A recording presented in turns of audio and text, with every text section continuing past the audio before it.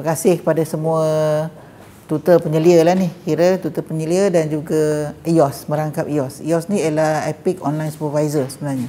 Okay? Kerana menghadiri taklimat mengenai 3 kursus ini yang berangkai.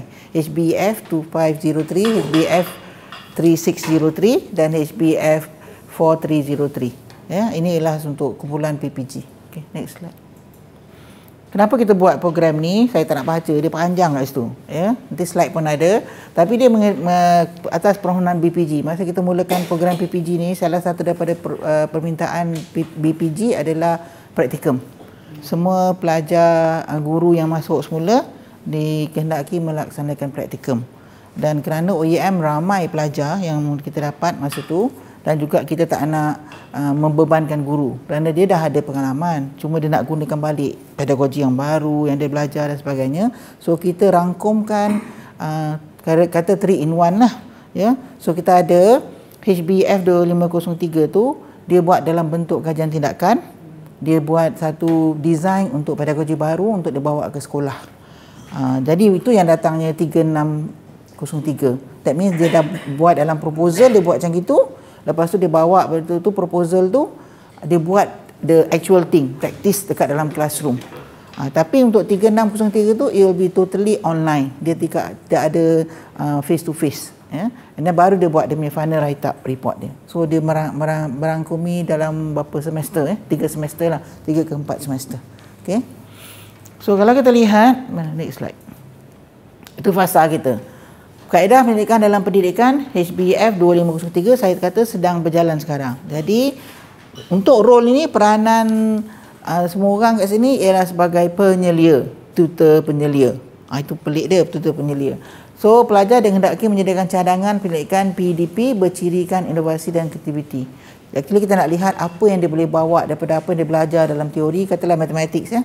Dia dah belajar pedagogi baru, nak mengajar macam mana, dia bawa dalam classroom dia, dia prepare dalam cadangan dia. Itu yang kita kata kajian tindakan. Kemudian fasa 2, amalan profesional dia ialah sebenarnya dia punya praktikum. Ya. So dia bawa dia ke dalam kelas, 4 aktiviti sebagai syarat lulus, tiada peperiksaan, tapi dia wajib lulus. Walaupun dia tak ada grade, tapi dia ada grade kan ni? Ada grade ya, tapi dia wajib lulus. Okay, ini dia buat praktikum. Nanti saya akan terangkan macam mana kita buat praktikum yang ini. Last kali dia hasil daripada ini, kan dia dah buat ni, dia ada dapat data dia kan. Data dia ni dia buat write up kat sini. Ini yang kita rangkumkan. Kalau dulu yang ini dengan ni je. Okay? Dulu kita ada fasa 1 dengan fasa 3 je, tak ada fasa 2. Cuma sekarang kita selitkan fasa 2 dan akhirnya dia akan menyediakan laporan penuh kajian. So apa yang dia dah buat kat sini, dia akan ada 2 report. Satu report praktikum, satu lagi report dia punya projek, final project. Ya. Jadi itu sebabnya kita tak nak bebankan pelajar. Kita kesian kat dia kalau kita kata praktikum buat asing, projek buat asing, dan dalam praktikum ada projek lagi. Saya rasa dengan keadaan guru tu kesian kat dia. Dengan masa tak ada, yang ini pun ada yang tak lengkap. Dia buat report yang ini, report ni dia tak hantar. Kita kejar. Jajar kerja lah yang mengejarnya. Ya, dia bila budak nak graduate, cikgu nak graduate tu dia cari. Kita call balik, cikgu apa yang cikgu buat kat sini report, convert aja report untuk sini. Ya, sebab dia kanan masa lah, saya rasa kekangan masa. So kita kasihan dengan guru tu yang kita buatkan supaya memudahkan mereka. Okay, next slide. Yang ini ialah HBF 2503. Apa yang perlu dia buat? Apa yang perlu mereka buat? Saya rasa ni semua dah ada pengalaman, ni semua tutor experience lah ya. Yang lama dengan OEM, tapi cuma dulu kita buat, ingat yang projek final year project tu 2 fasa tu.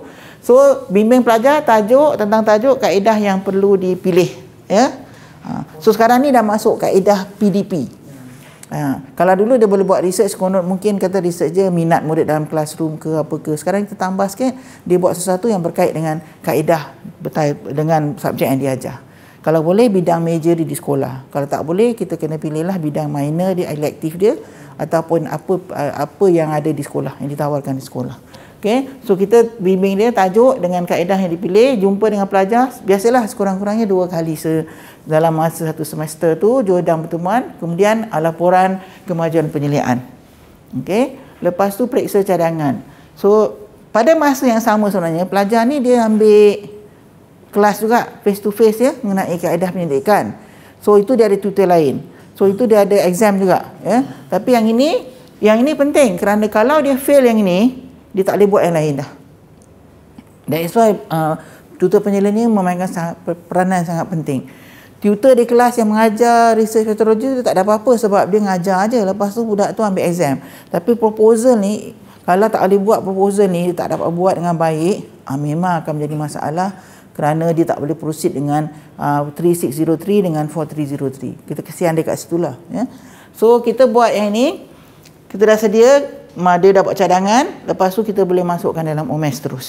Okay, and then itu biasalah bayaran dia biasa, iaitu RM50 per pelajar untuk penyediaan cadangan pendidikan dan semakan, ya. Ini biasa sebenarnya, kan dah biasa buat, dah tahu dah. So setakat ni ada anything boleh, Tanggungjawab pelajar pula menghadiri tutorial bersemuka, menyediakan cadangan pendidikan, ya. So cadangan pendidikan pelajar, kalau dia tanya, jangan bagi pada tutor yang mengajar dalam kelas.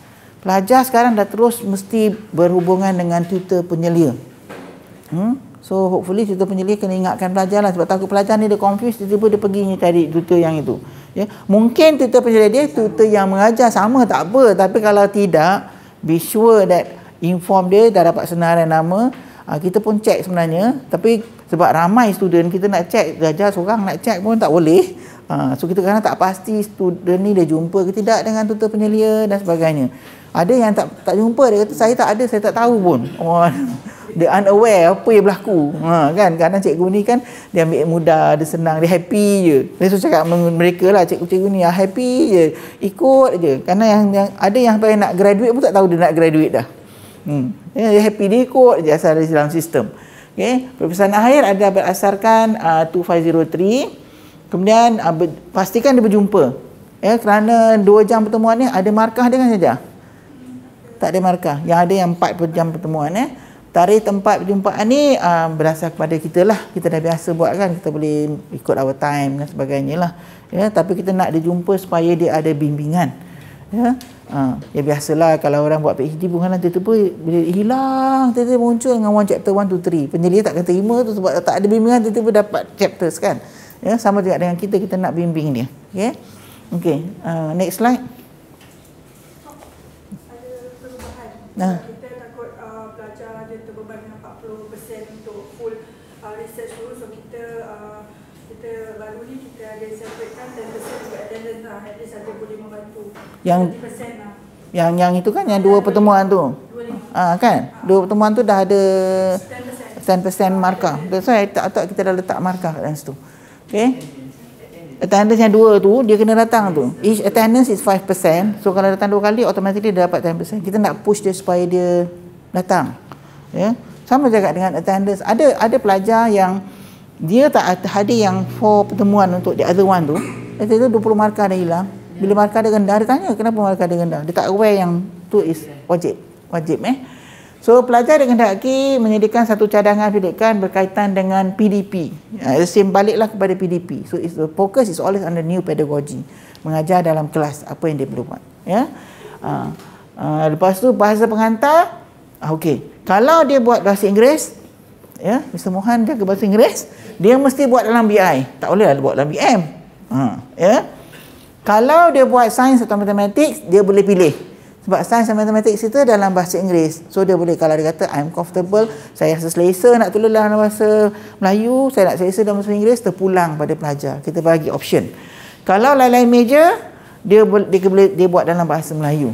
Ya. Cuma ada request, kalau kat sini tak adalah bahasa Cina. Betul? Bahasa Cina dulu ada request pelajar untuk tulis dalam bahasa Cina. Kita benarkan dengan satu syarat. Penyelia dia boleh baca apa yang dia tulis. Kalau kena penyelia yang tak boleh baca, pasal ada juga pelajar bahasa Cina dia tak cukup penyelia, jadi kita bagi juga penyelia bahasa bangsa lain. Kalau penyelia bangsa India ke bangsa Melayu, macam mana dia nak dia nak baca bahasa Cina. So saya kata syarat dia kita bagi, kalau penyelia you kata saya boleh baca, ya. Kita tak nak had lah sebab itu bahasa kan, ya. Okay, so ini pilihan yang boleh kita bagi pada pelajar. Pelajar tahu dah pilihan ni. Okay, ya. Dan contohnya yang matematik sains kan, kalau sekolah Cina, dia mengajar dalam bahasa Cina kan. Jadi mesti dia orang buat. Oh, tak boleh. Tak. Dia orang buat sebab dia orang akan mengajar di sekolah Cina dalam bahasa Cina. Bahasa Cina. Sebab dia bahasa Cina kan, dia biasa matematik tu. Jadi bila dia mengajar dalam kelas untuk praktikum tu, dia akan mengajar dalam bahasa Cina. Tapi saya minta suruh dia supaya dia translate lah. Betul. Itu cara betul. Ya. Betul. Bahasa Cina pun dia bagi dia punya RPH tu. Lepas tu dalam bahasa Melayu ataupun bahasa Inggeris pun dia bagi. Ya, betul. Memang itu cara dia. Kalau sekolah Cina memang macam itulah, kita suruh dia translate kedua-dua bahasa. Sebab kalau penyelia Chinese tak apa. Penyelia kata I can read, no problem. Kita benarkanlah. Ya, sebab yang menanda semua ialah di dalam pada responsibility penyelia kan, tanggungjawab penyelia. Okay. So penyeliaan kita kerja kursus ni 40% under tutor penyelia, ya. Peperiksaan akhir dia 60%. So total is 100%. Ya. Kita bagi peperiksaan akhir ni kerana kita nak ada tahu some research methodology. Sebab ada yang tanya, kenapa bagi exam sedangkan is cadangan? Bukan sengaja nak bagi exam sonok, sebab kita nak dia baca sikit. Kalau tak bagi exam, langsung dia tak baca. Lepas tu nanti dia jadi guru, balik ke sekolah. Bayangkan guru yang dah buat kajian tapi tak tahu apa benda pasal research. What is sampling, what is population. Kita tak nak lagi tu. Harapan OEM ialah bila guru tu balik ke sekolah, some knowledge of research tu ada. Jadi kajian dia tahu buat. Kalau setakat nak buat kajian kecil kat sekolah, dan kalau nak sambung belajar lagi dah ada basis dia lah. Tak nak dia balik kosong sebenarnya. Ya, cikgu ni tak ada suruh baca modul, dia tak baca, tak ada exam, tak nak dibuat. So in the way kita terpaksa dia jugalah, ya. Ini form untuk laporan cadangan kajian, proposal kajian. So biasalah, ya. Kita letakkan 30% untuk cara kerja dia from chapter 1 to 5 lah. Chapter 1 to 3, and then lepas tu dia kena wajib menghadiri sekurang-kurangnya 2 kali perjumpaan. So please inform the student, just remind them bila kita buat pertemuan, datang. Kalau tidak hilang 5 markah. For nothing dia hilang markah, dan dia tak boleh. Sebab saya selalu emphasize pada student bila ada hands on gini, dia senang boleh dapat A sebenarnya. Tapi dia orang tak nak buat dah dia. Bila dia dapat C ke D, dia akan jumpa buat rayuan. Ada yang buat rayuan, kenapa saya dapat dia, saya tapi sebab dia tak hadir, dia tak penuhi kriteria. Rubrik ni tak penuhi apa. Tak ada bimbingan macam mana. Kalau saya sekarang ada juga tutor penilai call kata, Prof dia tak pernah datang pun, tiba-tiba dia hantar kat saya 1 2 3. Saya nak buat macam mana? Saya tanya terpulang pada tutor penilai. Sebenarnya boleh tolak dan dia boleh digagalkan untuk ini. Dia boleh repeat, dia kena repeat. Tapi kita pun ada ihsan lah. Jadi saya kata atas budi bicara you as tutor penilai, sebab lepas tu you kena bimbing dia terusnya. So kalau you rasa you nak tolong dia, you nak benarkan dia submit dan you menanda dan sebagainya dan lulus. Sebab dia kalau ini dia fail, kita tak bagi dia carry on yang dia ada tu, dia repeat balik. So itu atas ihsan kita. Kalau ada student yang nakal sikit lah, yang macam itu. Tapi kalau yang straightforward tu tak ada masalah. Okay. So next lah. Taklimat oleh OEM ke tak? Kita tak bagi taklimat kan, kita bagi online semua, secara online, ya. Dulu kita bagi sebab ramai kan, sekarang ni berapa tu? Satu pusat pengajian kan, dia kumpulan kecil lah. Saya tak ingat saya semoga lah, sebab kalau mungkin online tu bagus lah kan, tapi kadang-kadang tu dia tak akses pada portal tu. Boleh juga kita buat cara ni lah. Buat dengan student. Sekali dia macam taklimat very brief. Boleh juga. Sebab dia ni, sebab contoh macam talian ni kadang-kadang dia tak buka atau tak akses, main tak ada. Boleh. Yang baru kan, tambah yang baru dia nak kena adapt kepada the new system tu. Contohnya mungkin kalau ada break sekali tu mungkin bagus. Boleh juga lah kita buat kalau nak. Good idea. We will do that lah, I think. We will plan for the first tutorial kan. Okay. Boleh, good thing to do. And then we just record everything and send to the centers. Okay. So yang amalan profesional ni orang selalu confused sebab dia menggunakan sistem EPIC. EPIC tu nanti lagi kita akan terangkan how to get into the system dan sebagainya. Tapi pelajar kita sebenarnya dah ada pengalaman EPIC. Sebab dia dah ada subjek co-curriculum dulu dia start dengan EPIC. Ya, kita buat sistem ni masa kita diminta tambah beberapa bidang area. First one is co-curriculum, practicum, dan bina insan guru. Ya, OEM tak panggil bina insan guru, kita panggil perkembangan profesional guru, ya, and then intensive education, ya, pendidikan intensif, so inklusif. So kita buat 4 subjek ni semua online gunakan sistem EPIK. So dan student kita dah ada pengalaman sikit lah dalam EPIK tu. So untuk praktikum ni, tanggungjawab kita panggil dah EPIK ialah EPIK Online Supervisors EOS, aktif dalam forum lebih kurang 50 message lah, ya. So dalam forum ni biasanya student minimum is 25 kan aja. Minimum 25, maximum 50 depending on the number of student. Kita tak bagi ramai. Kalau MyVIE tu student kalau jadi e-tutor sampai 400. Tak boleh, PDP tak berjalan kalau 400. Bagi saya lah, ya. I feel that 50 is already just enough for you to handle as a classroom, ya. So bimbing pelajar untuk melaksanakan inovasi PDP berdasarkan cadangan dia yang ini, yang dia buat. Katalah ada cadang nak ajar matematik guna cara treasure hunt lah, katalah. Dan kita tengok dia buat macam mana dalam kelas. Okay? And then beri panduan kepada pelajar terhadap pendekatan yang perlu dibuat semasa praktikum, dan dia buat e-portfolio. EPIK ni forum dia semua e-portfolio. Itu sebabnya kita gunakan keseluruhannya online. Tapi adalah dia punya guideline untuk apa yang student kena buat, dah masuk pun saya dalam EPIK, dan student kena ikut. Dia kena bagi tahu apa dia nak buat. Hasil daripada cadangan dia tu dia ada extract balik. Kelas dia berapa kali dia kena jalankan, siapa tutor pembimbing dia. Dia ada cikgu pembimbing. Ya. Dan pihak OEM kita pergi memantau secara rawak. Sebab ramai, jadi kita tak boleh dah pergi semua. So kita pergi memantau secara rawak. So setakat ni alhamdulillah, sebab the last thing dia kena hantar ialah dia kena video tape apa yang dia buat dalam kelas. Tapi video taping ni kita tak tengok quality. Quality no marks at all. As long as dia boleh tape dekat pakai phone, smartphone dia ke, atau kawan dia buat ke, dan sebagainya, dia perlu upload, ya, apa yang dia buat dalam kelas. So kalau kelas dia 35 minit, sebenarnya kita suruh dia pendekkan masa. Tapi ada student ni dia very kreatif, memang dia masukkan 35 minit, tak boleh download. So sekarang kita ajar dia masuk YouTube. So cikgu ni sebenarnya dia belajar macam-macam dah. Saya jumpa seorang cikgu hari tu, dia kata saya pandai dah upload material dalam YouTube. Dah belajar kan, ya, saya dah pandai nak ambil video, saya dah pandai edit, dan sebab kita semua dalam tu kita dah ajar dia. Dulu kita kata video tu kena dipendekkan ke 7 minutes to 10 minutes. Tak ada, dia masukkan 25 minit, 35 minit. Dah tak boleh tu. Berat dah benda tu. Kita punya sistem pun berat. So in the end kita kata, the size. So kita kata okay, you masuk dah, kalau nak masuk the whole thing, you masukkan dekat YouTube, bagi link pada EOS. Ni saya punya tu. So saya dah tengok a few, they have some good ones yang dia orang buat, very good PDP activity yang group yang lepas batch yang nak graduate tahun ini, they have came up with some very good PDP. So itu yang kita nak. Ya, that means bukti dia buat dalam kelas tak. Memanglah muka dia mengajar, dia yang buat dalam kelas, dan seterusnya kita boleh menilai dah. Ya, tak perlu kita ada di sana. Tapi ada juga guru penyelia, pembimbing dia di sana. Ya, sebab ada report, ada kes yang guru tak buat. Ya, UOEM ambil tindakan tata tertib pada seorang guru di Pahang, dia tak buat. Tapi dia kata dia buat. Lepas tu dia guna nama guru besar, dia guna nama guru pembimbing. Ada, berani dia tu. Berani lah cikgu tu bagi saya. Ya, so kami pergi tengok, lepas tu memang betul dia tak buat. So dia tengah repeat sekarang. Ya, but these are the cases dah kena tindakan tata tertib. So itu yang dia lihat, dia akan akhirnya mengatakan e-portfolio dia, ya, through EOS dalam EPIK. And then bayaran EOS ialah penyediaan forum dengan e-portfolio menggunakan platform EPIK, RM40 per pelajar. So kalau dia dapat maksimum 12, sekarang 12.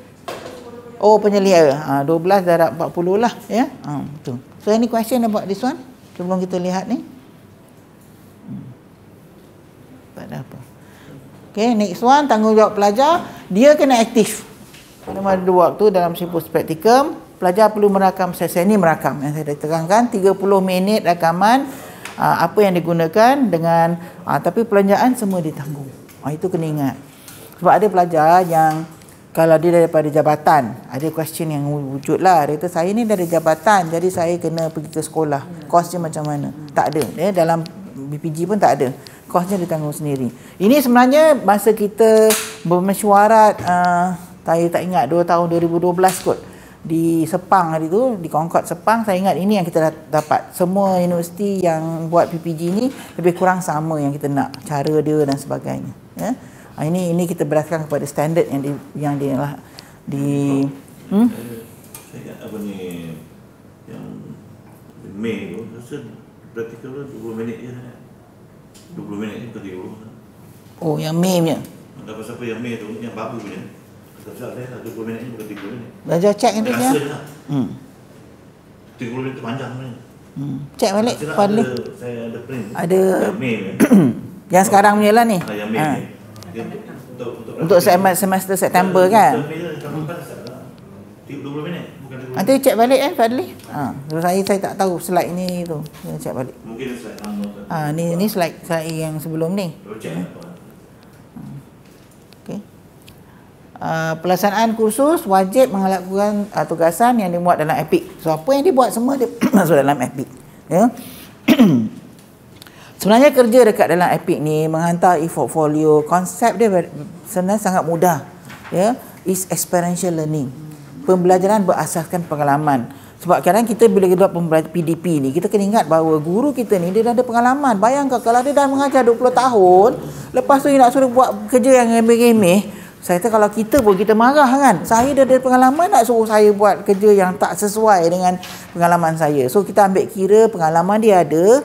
So itu yang kita kata tak adalah renyah sangat dia nak buat ni, buat benda-benda yang dia buat dekat. Saya selalu cakap dengan jumpa cikgu, saya kata kita balik kepada apa yang dapat training di maktab. Apa yang dapat di maktab, you dah ada pengalaman dia, you bawa dalam sekarang. Ini hanya untuk menambah sahaja. Kata nanti dia rasa kenapa nak buat ni, nak buat proper lesson plan, apa semua terlalu banyak pun dia tak nak kan, sebab dia guru pengalaman. Tak rasa kurikulum kita pun kita tak buat cara pergi lari kat padang lagi. Saya rasa kalau umur dia dah 40 tahun suruh lari kat padang, kesian kat dia. Kita pun tak larat nak lari kat padang. Ya. So itu yang kita kena be innovative sikit. Okey. So aktiviti satu dia laporan pemantauan guru pembimbing. Ini dia kena hantar. Ya, dia ada borang dia. Boleh buka borang Fadli. Dia ada laporan pemantauan guru pembimbing. Jadi dia lantikkan guru pembimbing ni semua. Guru pembimbing syarat dia ada. Syarat dia sama ada ke guru besar, PK dia, ataupun guru panitia, ketua panitia dia. Bukan cikgu-cikgu sendiri. Tak boleh. Kita tak benarkan. Sebab kita nak limit ada kes di mana kawan-kawan sendiri. Ya, jadi bila ada guru besar, so borang dia tu pun nanti guru besar kena sign. Ya, that means bila dia guru pembimbing dah setuju, dia ada borang dia upload aja. Dia upload dalam demi sistem. Ya, boleh sebagai IOS tu boleh check betul tak budak ni dapat daripada guru besar dia dan sebagainya. Dia scan dia upload. Ya. Okey. So back balik. Ini yang guru pembimbing buatlah. Ya. Wah.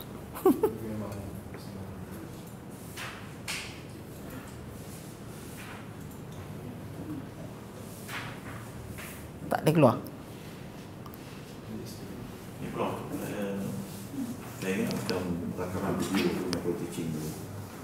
Elok kalau misalnya berikan penekanan ke kualiti. Sebab bila sendiri tu, dalam bila rakaman tu tak bergelar. Jadi suka kita menilai cara yang betul lah, profesional.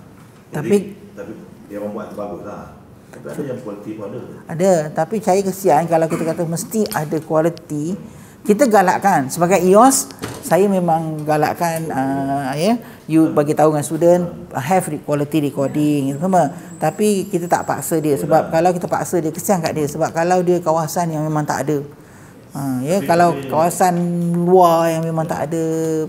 Dan sebenarnya bagi saya kualiti tu dia ada hubungan dengan penyelidikan kita. Betul. Sebab bila tak jelas, jadi kita tak dapat nak melihat dari segi aktiviti secara proper. Betul. Sebab itu pentingnya kejelasan, clarity itulah. Saya bercontoh, kalau perkara ada blur, gelap. Betul kita tak ada macam storyline dia. Kita tak nampak ada bila sebab apa nama set induksi ke bila ada aktiviti ke, jadi kita tak jelas. Jadi itu penting sebenarnya. Daripada RP je kena ada seinasi. Jenis RP bagi saya dulu kita ada time frame dia lah. First kalau kita tak puas hati kita cuba dia. Yes. Itu bimbingan kita kena buat. Tadi bila dia hantar tu final. Bila dia hantar tu kita ke first yang I tengok ni you kena bagi tentang sini. Itu dia second one. Dia tak jadi first. Sebab dia mengajar daripada 8 hingga 6 hingga 8 minggu. Dia ada masa untuk baiki sebenarnya. Cuma kita bagi peluang lah. Not one time lah. Jangan kata dia hantar je video one time, blur, habis fail pula ni. Tak boleh juga. Saya rasa dalam this is a learning process untuk dia juga. So kalau rasa tak puas hati, bagi tahu video you tak bagus, sila upload di new one apa dah. Boleh juga bicara gitu. Lagi baik sebenarnya. Quality wise kita memang tak boleh strict terus sebab memang kita kesian kat cikgu. Tak semua sekolah, saya bayangkan tak semua sekolah yang ada bahan untuk macam video ke apa, untuk buat rakaman ke yang proper ke, ataupun tak semua yang ada canggih-canggih phone yang pandai nak gunakan. So kita rasa kalau dia boleh video kan, dia boleh edit sikit, dia boleh upload tu, it's a learning for them to be into the IT world. Penting the main thing kita nak cara pula PDP dia dilaksanakan. PDP dia. Bukan cara video tu. Dia gunakan dia punya HBM. Itu yang kita fokuskan. That's why Kita nak tengok beza tu sebab tapi akan tengok sebelum dia belajar yes, dan selepas dia mengajar. Cara dia mengajar. Sebab dia dah belajar things baru-baru kan, pedagogi baru, sepatutnya dia dah boleh menggunakan dalam kelas sebenarnya. Itu yang kita nak push dia towards that. Dia guna apa yang dia belajar bawa ke dalam kelas. Tapi dari segi maksud dari segi graduation, mana kalau orang buat kajian tentang universiti ni, macam mana universiti mengendalikan benda ni, kalau belajar produce yang bagus ni, jadi mana dia universiti punya satu kredit pada tu. Yalah, pelajar tu berjaya lah. Maksudnya tak ada pakai buat begitu je. Sebab dia, kalau dia tahu this is a portfolio, dia akan simpan sebenarnya. Mungkin satu hari nanti orang akan kaji macam mana OUM mengendalikan benda ni. Memanglah. Apa student buat benda ni. Kita pun tengah kaji sebenarnya buat kajian nak. Tapi kita tengok lebih kepada dia punya perbezaan macam Puan Rosita katalah before and after. Kita nak tengok dah after. Guru besar tengok ada perubahan tak. Kalau dia dah pandai guna bahan-bahan, dia pandai epic, dia boleh tak guna dalam sekolah, dia boleh tak jadi kreatif. Kita nak sebenarnya fokusnya bila kementerian cakap pasal kebat, this is kebat. You are giving them all the things, cuma dia nak guna dengan tak nak guna. Penggunaan tu tak boleh paksa lah, tapi kita dah bagi dia tools. Sebab isu macam ni, contoh macam ni, bila online. Jadi kira kadang-kadang student dia macam pasif. Dia tidak mau, jadi kita anggap kata dia tak tanya soalan apa-apa. Kita anggap dia tahu benda tu. Betul. Jadi seolah-olah jadi macam maknanya bagi pihak kita, bagi IOM ni, kalau dia tak tanya maksud tadi, kita assume dia kira benda tu dia boleh buat. Dan memang kita dapat ada guideline, kita mention, highlight perkara ni dalam forum tu. Okey lah. Maksudnya ini untuk improvement akan datang. Improvement, yes, insyaAllah. Okay, thank you. So, rakaman video praktikum, lepas tu pelaporan. Ini maaf orang saya cakap, tak rasa pasal maaf dia untuk yang baru ni, dia punya percentage tu beza tu. Aja, beza tak? Dan itu tak apalah, maksudnya ini untuk lama punya saya rasa tak. 20. Ni bukan ni dah tukar kan? Kita minta dia guna YouTube. Dan pelaporan reflective journal, penglibatan asas talian. Ya. So yang ini dia akan lihat buat pelaporan dia dengan reflective journal. So ini yang kita nak kita lihat dia punya practical process. Ya. Minta maaf lah yang itu kita kena ganti sikit slide yang ini. Kita ada buat perubahan. Okey. So fasa 3 LHBF 4303 projek kajian tindakan. Tadi ingat tak kita buat the first one 2503 proposal. Lepas tu dia buat. Masa dia buat praktikum tu dia boleh collect data untuk projek dia. Datanya simple saja. Contohnya bila dia buat PDP tu at the end of the session 8 minggu ke 6 minggu ke dia bagi je soalan short questionnaire pada student buat kajian tindakan. Kita buat very simple. Student suka ke tidak cara baru ni, paling mudah lah. Pre and post ke, test score ke, terpulang pada kita sebagai penyelia untuk membimbing dia. What that we want to do. Dia buat penulisan, analisis data, penulisan laporan akhir kajian, jumpa sekurang-kurangnya 4 kali. Ini markah banyak. 4 kali means 20%. Dan pelajar ada yang memang hilang 20%. Ya. Sangat sayang. Saya sayang sebab saya rasa it's an A paper this one. It's an A paper, tiba-tiba boleh dia buang hilang 20%, tak boleh dapat A dah. Ya, sedangkan kerana CGPA diorang can be pushed through this one. Ya. So, sediakan laporan kemajuan penyeliaan, periksa laporan akhir pelajar, masukkan markah, kemudian rujuk panduan untuk buat tu. Yang ini sebenarnya dia dah ada report dah bila dia buat praktikum tu tadi. Cuma dia tambah report hasil kajian dia apa yang berlaku. Tu yang saya kata, ada student dia buat sampai dekat 3603 tu, lepas tu yang ni dia tak buat. Sekarang ni kita ada a few yang kita kejar hari tu sebab dia tak buat. Sedangkan dia nak graduate semester ni, last semester last dia patut graduate in August, in September nanti. So kita kejar student, call balik, tolonglah cikgu hantar je report yang ini, ubah sikit report yang praktikum, hantar. Sayang, ya.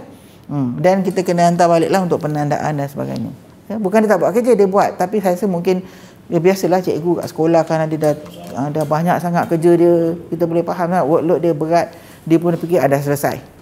Ya, so kita kena remind lah, as EOS kita kena remind, dah buat yang itu, masa praktikum tu pun kita remind dia.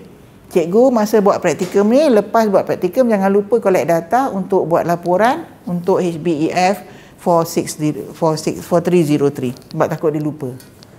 Just remind, kata cikgu ingat kena ambil data sikit untuk buat 4303. Ya, just remind them supaya kanan dia terlupa juga. Ya, so kita bantu dia kat sinilah. So bayaran biasa macam tu 100 orang pelajar, penyelesaian laporan akhir adalah 50 orang pelajar. Okey. Yang ini semua masuk ke OMS. Okey, ada question yang ini. Ni dah ada experience dah ni semua. Ya.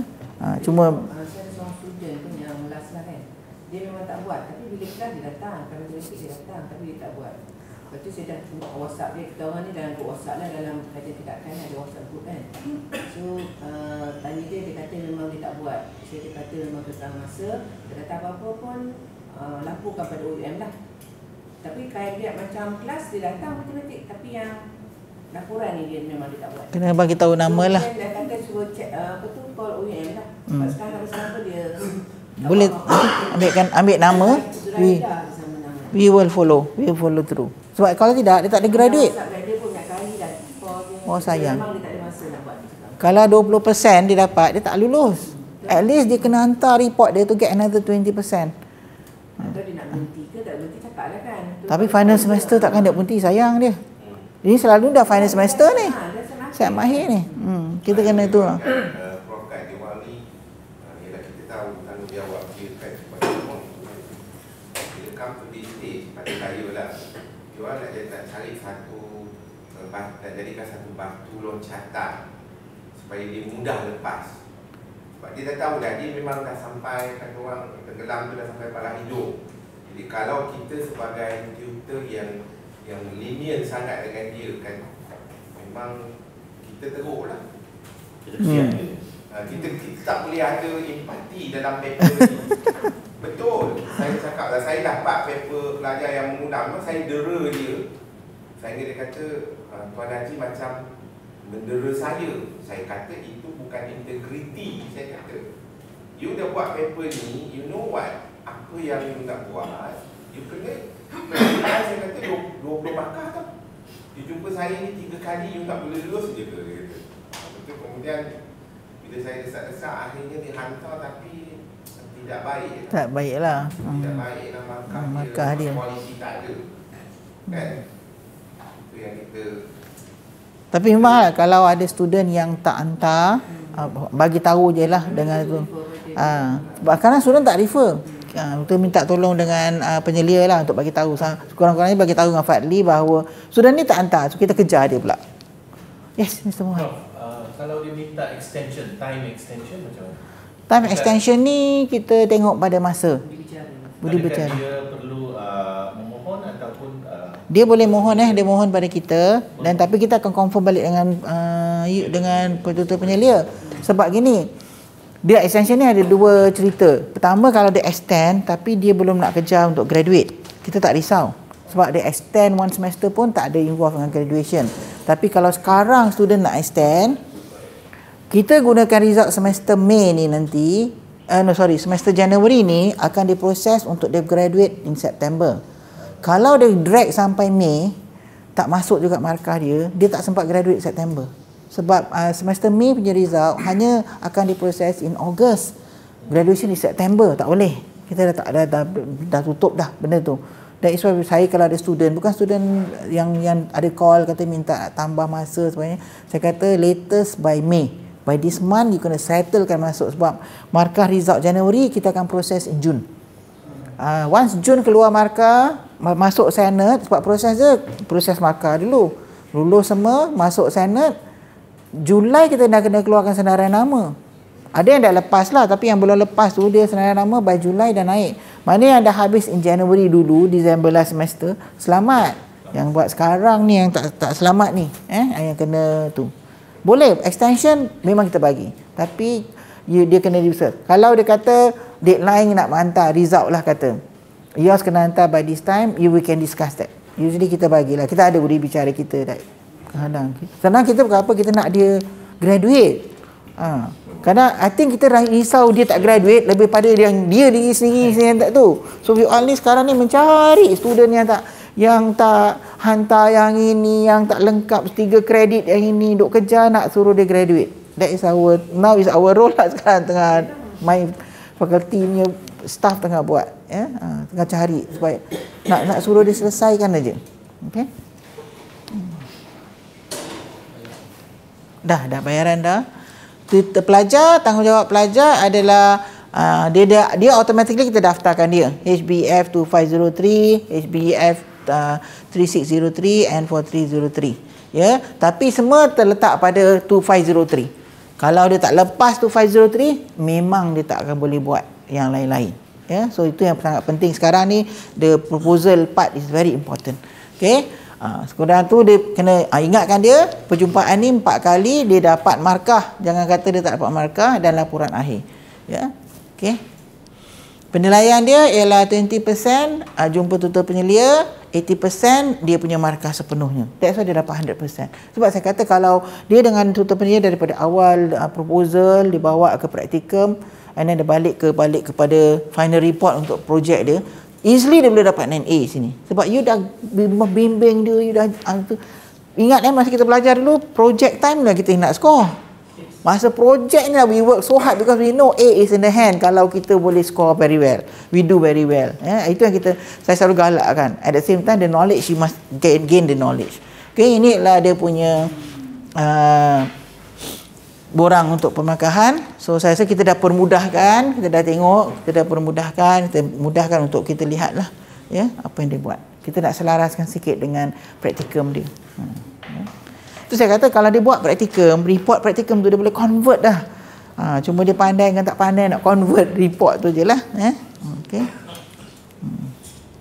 Correct me if I am wrong lah. Maknanya pelajar akan gunakan ini selain daripada dia tak akan guna RPH. Betul tak? Dia guna RPH tak untuk praktikum dia? Kena RPH. Because dia PDP. PDP. Dia pengajaran dan pembelajaran. Format RPH ada ke? Format RPH ada darjah. Kalau sekolah simple je. Tapi simple saya rasa. Saya rasa UUM punya saya pernah menyelia lah. Faculty Science and Technology. Itu lain. Jangan campurkan dia dengan kita. Dia pening nanti. Macam mana? Rasa RPH rasanya kita tak ada, cuma dia kena buat. Kita ikut sekolah punya. Kita tak bebankan dia. Kita kena ingat konsep kita tak nak bebankan dia, sebab RPH ni dia dah, saya rasa dia masa dia praktikum dengan maktab 3 bulan tu cukup lah dia buat RPH yang very detailed. I don't think they need to do that. They have the experience. They just know yes, they come in, they have to introduce the lesson, have the lesson on, and then have the questions and answers. Saya kata kalau kita nak buat RPH exactly macam dia di maktab tu, saya pun tak setuju. Kita RPH yang itu kita buat, kalau Ajirusyah nak tahu yang RPH yang itu kita buat hanya untuk guru yang memang tak ada pernah melalui praktikum. Okay. So bagi mereka ni ada format tersendiri ke? Dia boleh ikut sekolah punya. Kita publish dia ikut format. Rasa saya semua dia ikut format sekolah. Kita kena faham situasi di sekolah right now, for KSSR itself per se, dia orang ada RPH dia tahu. Dia follow lah. Itulah saya kata tu. Dia ikut. Saya bukan minta tuan-tuan mengiyakan. Jadi kita minta perbincangan bersama. Ada ke, I think RPH yang ada dalam KSSR itu sangat okey lah untuk guru yang dah terlatih, which is simple, bukan macam yang semasa. Yalah, itulah. That's why OEM boleh. That's why OEM kita tak guna, kita tak set RPH, dia punya RPH proper lesson planning tak ada. Okey. So berbalik kepada yang ini akan dimasuk dalam pelaporan 3603 ke Prof? Ada kan? Contoh strategi inovasi PDP. Ini akan masuk dalam. Dia akan masuk lah dalam cadangan, first dalam cadangan dia dulu. Cadangan proposal dia mesti ada dah. Contoh apa dia nak buat, PDP dia. Pedagogi yang baru dia nak buat, inovasi dia. Kalau kata dulu dia mengajar cara tak pakai ABM, tapi bila dia dah belajar ni, dia dah banyak belajar how to do ABM. Benda-benda gitu. Kita kata inovasi. So maknanya ini akan ada dalam part and parcel of dia punya cadangan. Yes. What sort of kajian Yes. yang dia nak buat tentang dia punya PDP lah. Lepas tu dia akan buat PDP dia sendiri, praktikum dia, and then dia buat laporan akhir dia pula. Ada. Kita bagi contoh, tapi kita bagi contoh, kita pun worried sebab student ni bila bagi contoh nanti dia ikut semua. Dah tak ada inovasinya, dah tak ada kreativitinya kan. So kita bagi pun kita very careful, kita bagi sikit aja. Kita bagi sikit. Saya memang limit. Masa nak buat tu saya kata no. Saya bila nak minta contoh masuk dalam Epic pun saya kata no. Tak boleh. Sebab bukan apa, bukan nak block them, tapi kan dia ikut yang itu. Kita tak nak. Kita nak dia fikir sikit. Ada ulang balik. Ada dah kali dah ulang dah tak tempat dia buat yang tu. Yeah, correct. Saya setuju tu. So kita nak create to teachers to be more thinking people. So push them a bit kat sini. Tapi contoh yang dia bagi dalam portal tu bagus. Tanya bagus untuk bagi basic. Basic je memang. Masa nak pilih contoh tu macam-macam discussion. Kita pun sama ke. Kalau tak contoh macam mana tak buat yang relevan. Yes. So Twitter boleh contoh. Dia orang jangan tunjuk contoh. Orang saya tak. Dia memang follow. Saya pun tak suka. Dia sangat follow benda tu. Dia tak ada tag lagi. Edit tu tak ada. That's why innovation dia tak ada, creativity dia tak ada, dia tak nak fikir dah. Okay. Dia patut ada innovation tu. Yes, correct. Itu kita nak tengok. Dia kena fikir yang dia sekarang nak jadi ijazah. Yes. Dia ijazah PDP dia mesti bagus. Correct. Itu setuju. So okay, can we have a break now? Jinusian.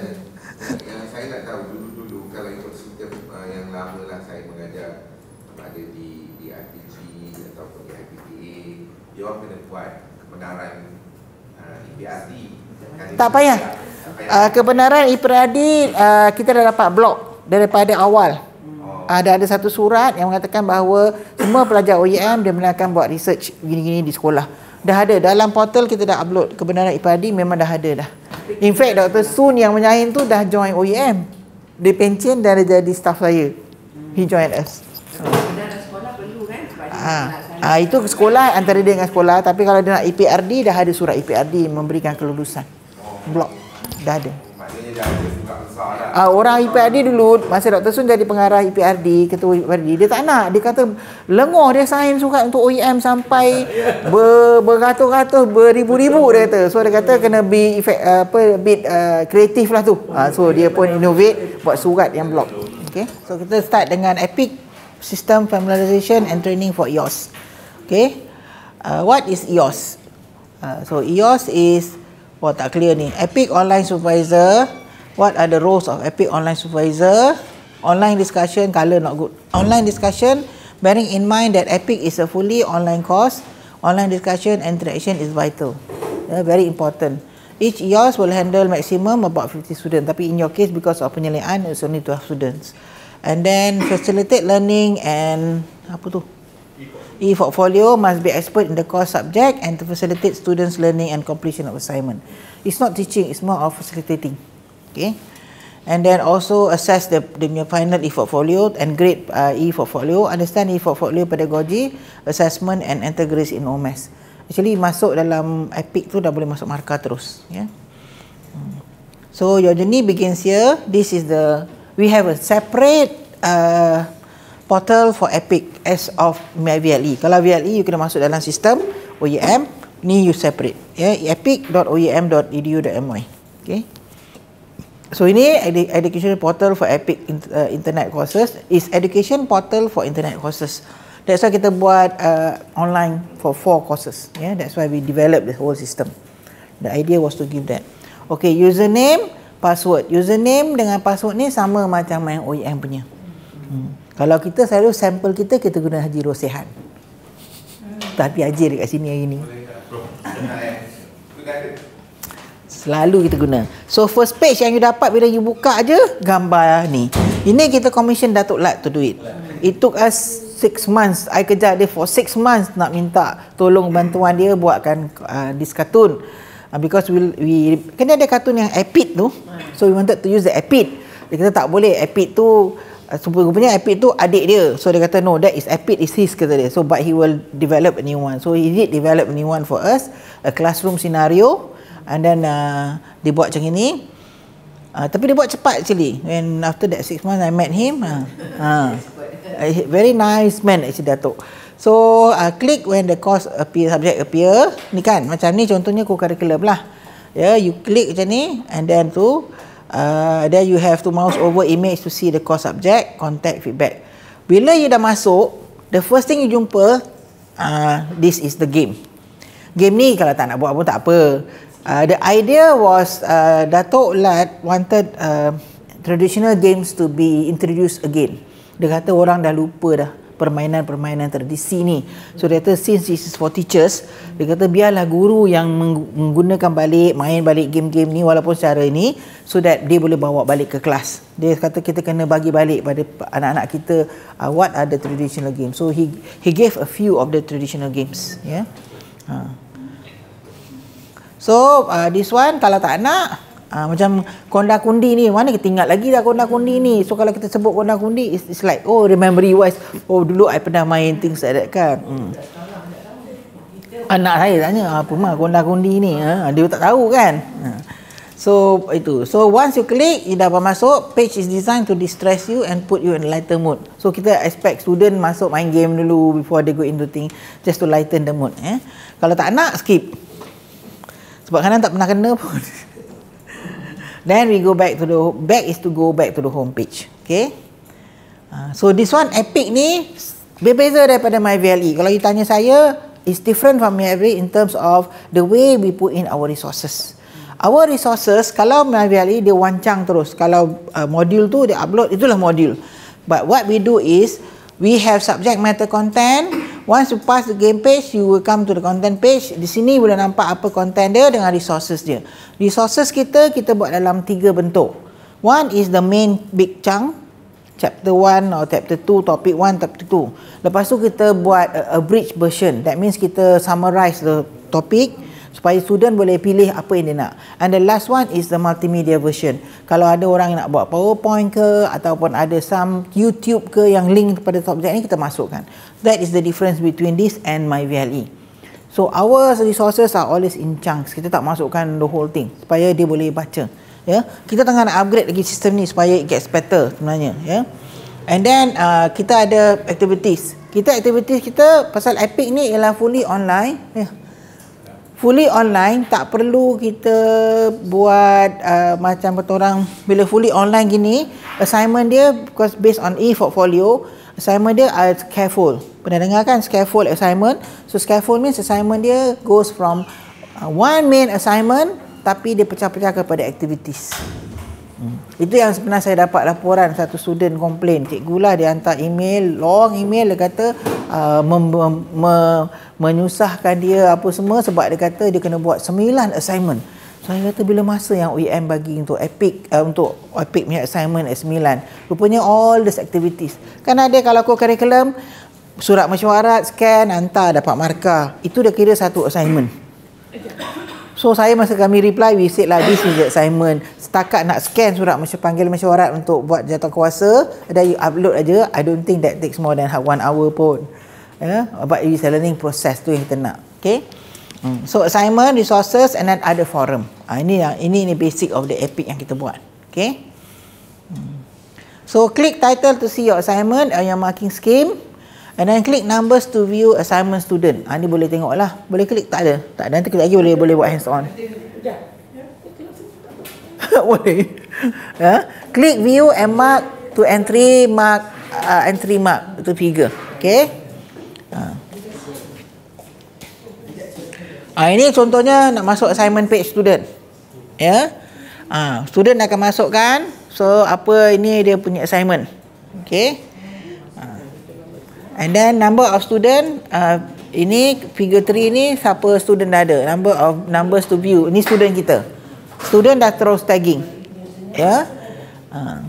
Lepas tu the next one ini masuk markah. So markah pun dalam Epic, bila you tanda terus masuk dalam Epic, tapi Epic punya markah ni dah terus masuk ke OMS. Tak payah risau lagi masuk OMS. Kita dah link dekat OMS. So bila you masuk kat sini, automatically dia masuk ke OMS. Tak payahlah, takkanlah nak bagi 2 kali kerja kan. That is not possible. Okay. So kalau kita lihat yang ini, assignment rubrik dah ada. Nah, lepas tu kalau 0, kalau tak ada apa-apalah, ya. Ada yang datang lambat buat Epic. Salam. Boleh. Okay.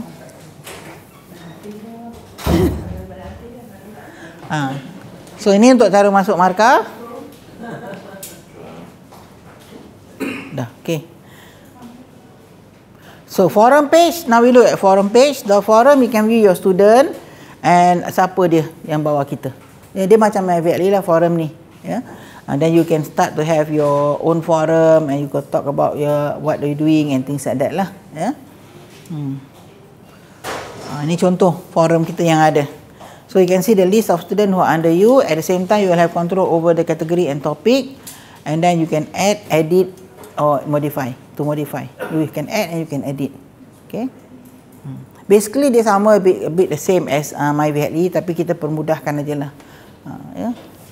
So the main idea is to have a virtual classroom. This is like a virtual classroom. You still can talk to your student and then things like that. Okay.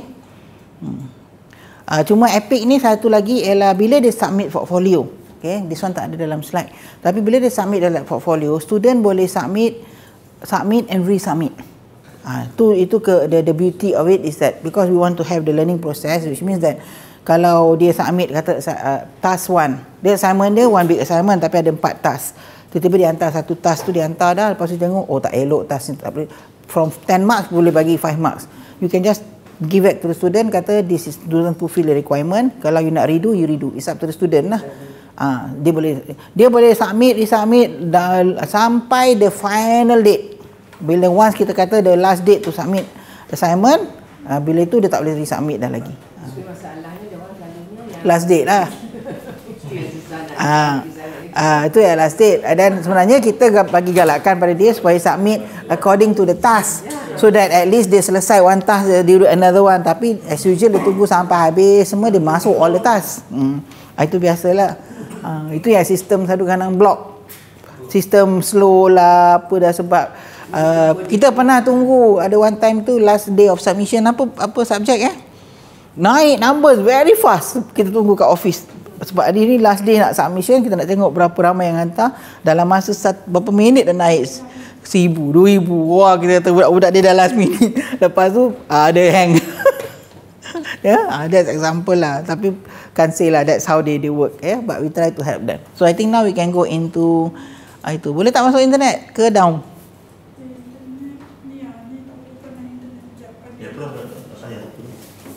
Setakat ni apa ni student dia komplain tentang pola markah ke ataupun assessment ke macam in terms of dari markah lah, kadang-kadang kata pelajar bagi dia mungkin markah dalam untuk ni course Epic Epic ke apa-apa lah, ataupun dalam yang lain tak banyak.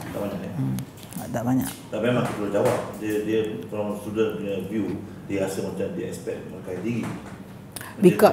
Because kita punya proses, kalau student complain, dia kata dia not happy, dia kalau kata assignment for example, dia dah submit assignment, tiba-tiba dia expect to get 35 atau 40 lah kata, sekarang dia dapat 20.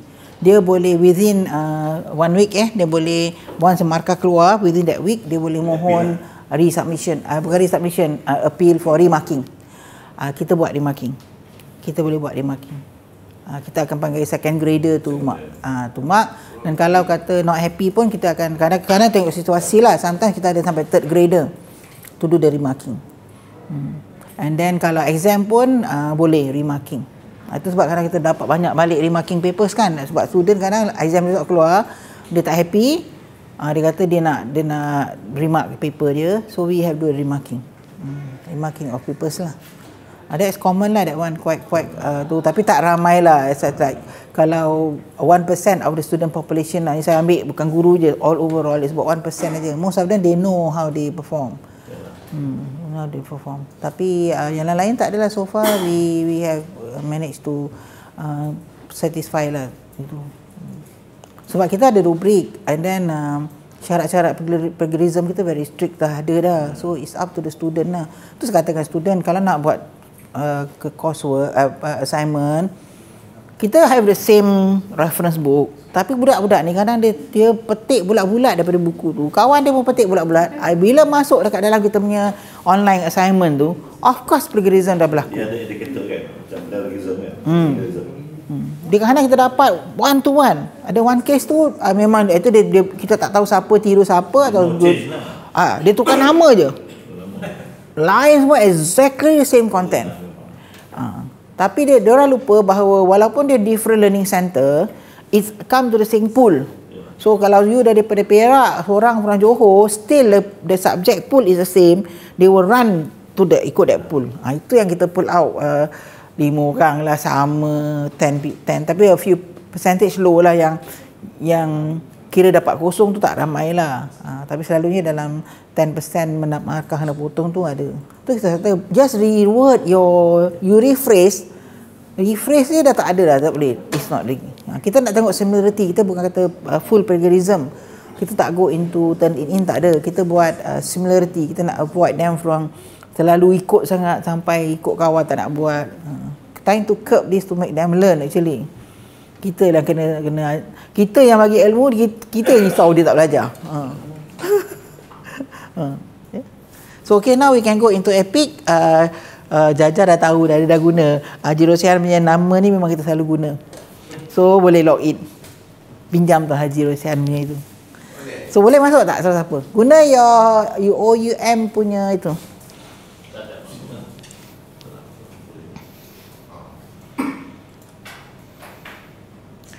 This one saya tak terang lah. You boleh play with your computer. Right now dah ada 3603 professional itu. You have 3 clicks to find 3 hidden persons in the picture. Kalau you dah play this, permainan sembunyi ibu. Masa duduk dengan Datuk Lat tu, dia keluarkan all these terms yang lama-lama ni. Was like, oh lama permainan tradisi ni. Skip ya. Then this one is the subject matter content, and then activities, assignment dah masuk dah.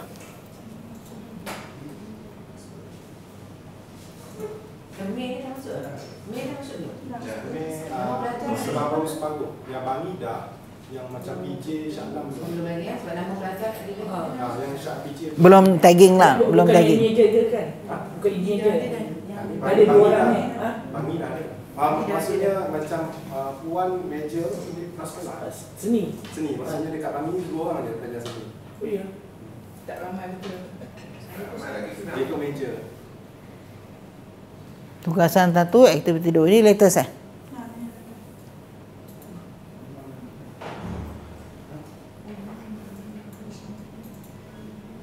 Resources tak ada.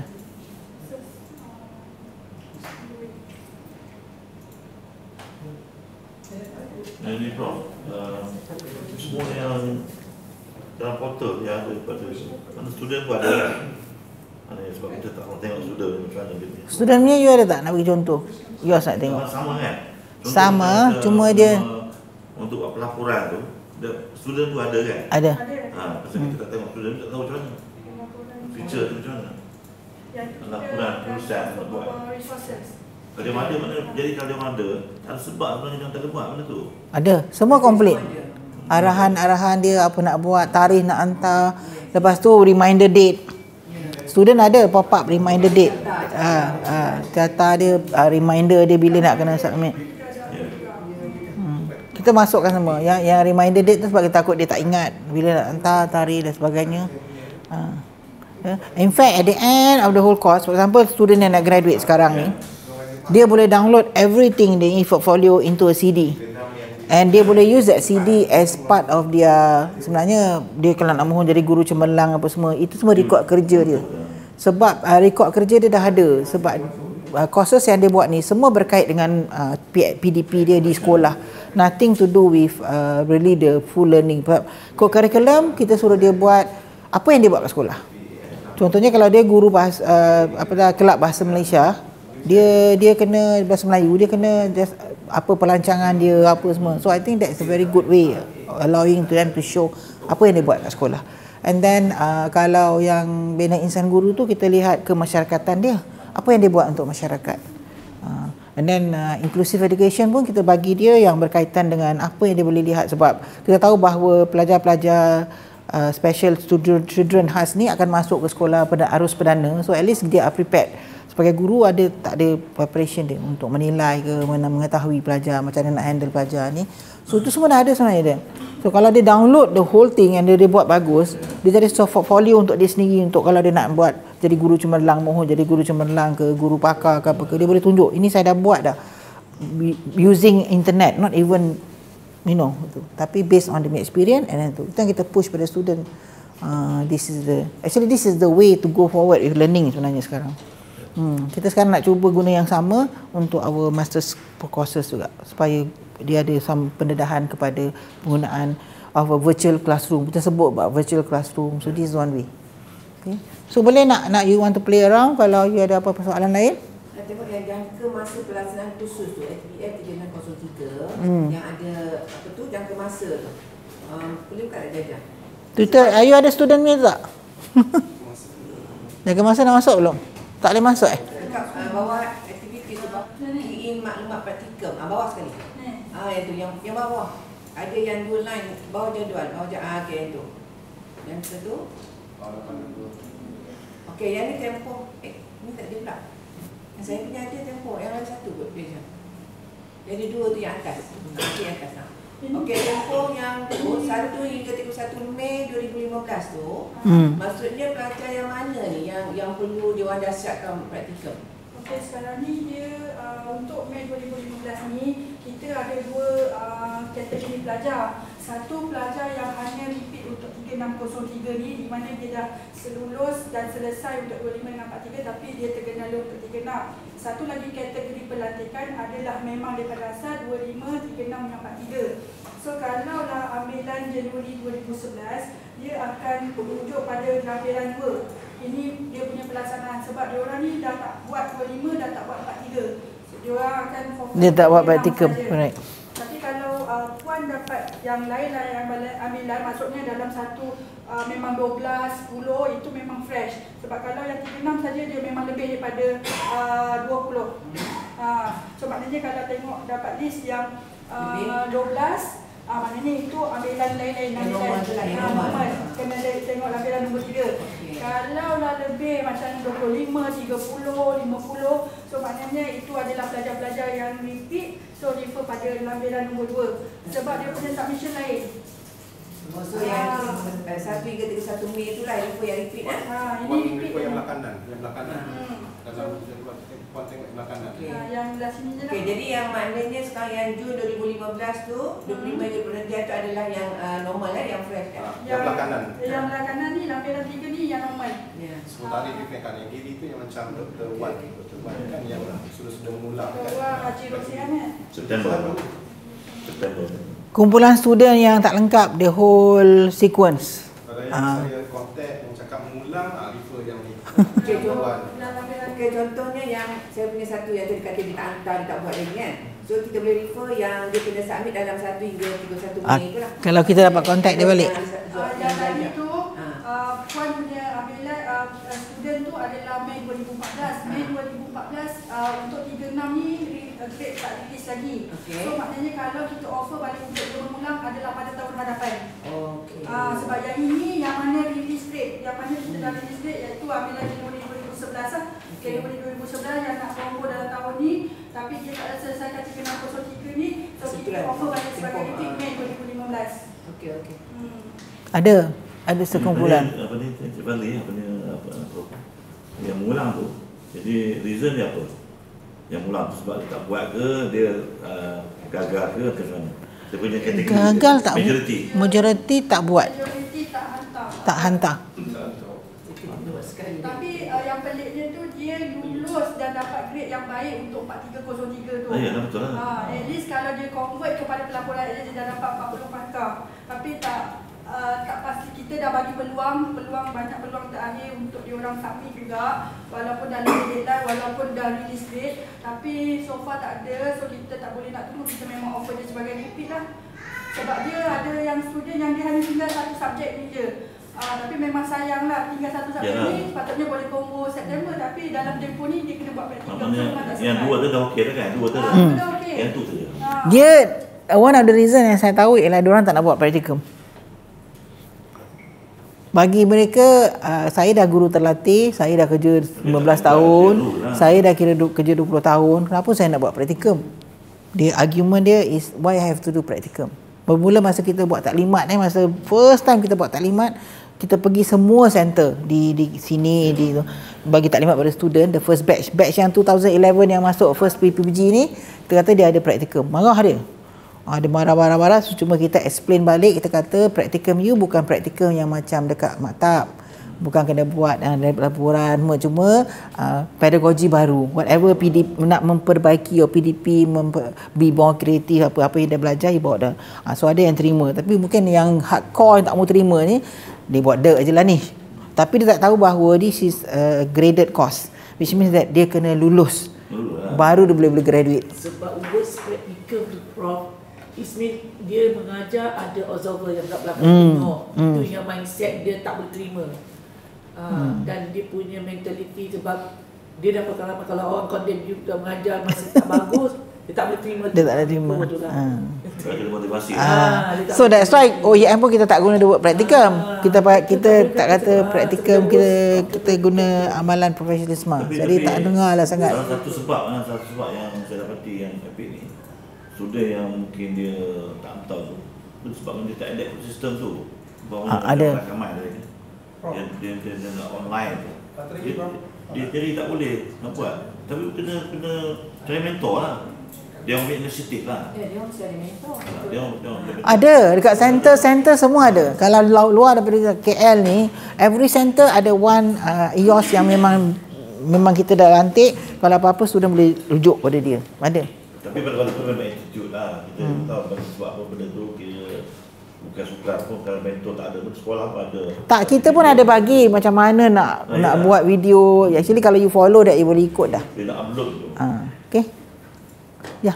Ini Prof, tentang praktikum ni, kebanyakan pelajar dia tak boleh upload sebab file tu besar sangat. Sekarang kita buat YouTube. Dia punya file. Kita buat YouTube. Dia boleh upload 20 minit boleh upload. YouTube tak tahu, ada lah diorang punya dia ajar dia. Resources ada, dia ajar cara nak upload. Saya bagi contoh lah, masa kita buat Bina Insan Guru professional development, kita bagi salah satu tugasan kita adalah perkahwinan.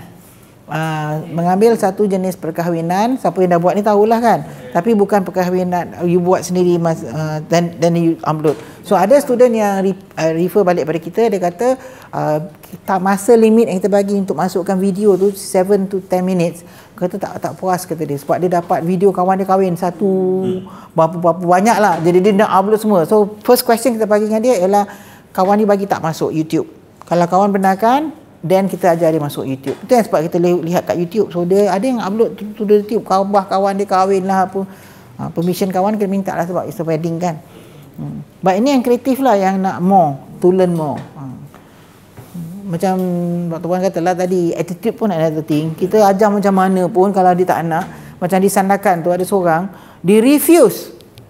Epic courses ni dia refuse to do. So bila saya duduk dengan kawan sekolah dia, dan kawan sekolah dia, kita ajar balik macam mana nak buat apa semua, kawan dia kata tak susah, boleh buat. Sebab saya kata, you pergi mesyuarat dapat panggilan mesyuarat. Dapat, dia kata. Okay, mesyuarat tu, surat tu aja you just scan, you upload saja, you dapat markah dah untuk that one. Mana ada sistem belajar yang that easy that you do just simple thing of learning how to scan the document and upload and you get marks for the document. Then saya kata, and then you buat report. Apa yang you buat? And then yang kita nak sebenarnya, top fokus kita ialah reflective journal dia. Pemikiran yang berlaku sepanjang proses dia belajar. That is very important because itu menunjukkan dia learn something from that. So saya kata, suruh je kawan you buat gini, bukan semua. Tu dia kata, senang ni sebenarnya. Tapi that cikgu refuse. Saya tak tahulah kita boleh trace dia ke tidak lagi. Kita tengah kejar dia sebab kita nak dia graduate sebenarnya. Tertangguh kerana tak nak buat, tak nak submit. Tapi dari segi maklum balas, student yang membuat rakaman di YouTube tu memang dia appreciate sebab dia macam new learning, new knowledge. Yang dia boleh buat benda tu, dia is good. Seronok dia lah. Dia pasal nanti dia benda lain dia boleh buat. Macam-macam dia boleh buat Dia boleh buat. Saya pun sebenarnya tak tahu YouTube, saya tak pandai IT ni. Saya idea je boleh bagi. Saya kata okey, alternatif apa? YouTube. YouTube lah, tapi saya tahu buka je. Upload ni tak pandai. Cuma tadi slide lah. Sekarang kita dah besarkan lah benda YouTube. So anything, any other questions yang nak itu? Yang baru join ni rasa saya orang dah expert dah kot Epic dengan tu kerjaan tindakan ni. So kalau tak ada apa-apa, okeylah saya ucapkan terima kasih.